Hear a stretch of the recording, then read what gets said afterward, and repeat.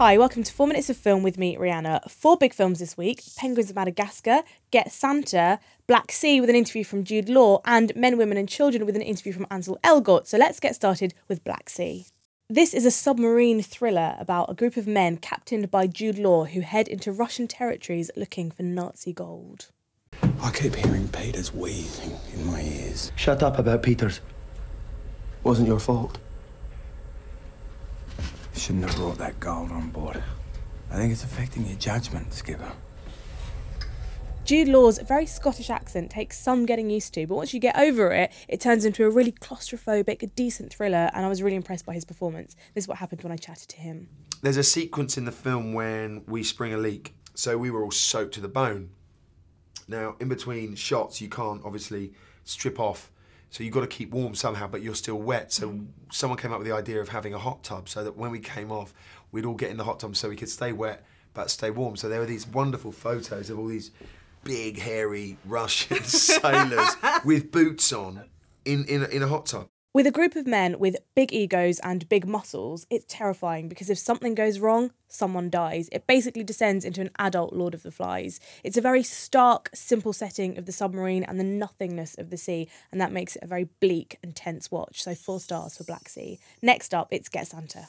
Steve just wants to be a good dad after getting out of prison, but his son is way more interested in busting Santa, who's just been arrested, out of prison, and it's up to Steve to save the day. Shouldn't you be in Lapland?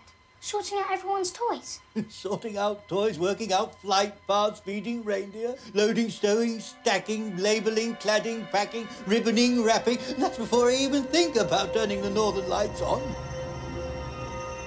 Rafe Spall brings his undeniable deadpan charm, but it's all about Jim Broadbent as this really lovable Father Christmas character. It's very, very British, so it never really slips into that sweet, saccharine kids' films that can get a little bit sickly sometimes. And also because it's set in a prison, which is inspired because they have a lot of fun with that idea. So 4 stars for Get Santa. It made me laugh a hell of a lot more than a lot of comedies aimed at people my age. And next up, it's Men, Women and Children. This is a social commentary film focusing on the dangers of the internet, specifically dating websites, internet pornography and social media.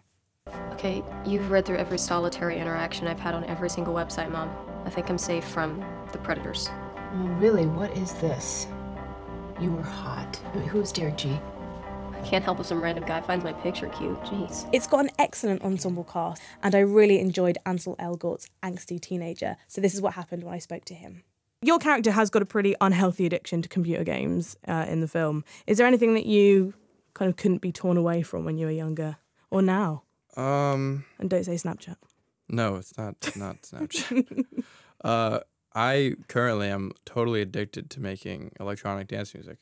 Oh, I do that all the time, and it's sort of become a career, like another career. But I'm addicted to it and I have to do it every day. The performances were good, but I had an issue with the content because it was about a decade too late. Like, are you really lecturing us on the dangers of the internet and the grief it can cause? It just felt like it was stretched so thin and they tried to introduce way too many characters and I didn't really feel involved or connected with any of them. So 2 stars for Men, Women and Children. And finally, it's Penguins of Madagascar.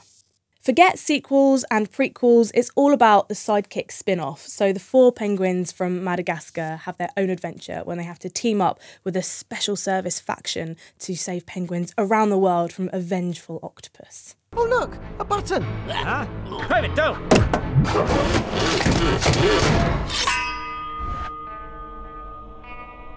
It looks like some sort of giant laser sent to kill us all, sir.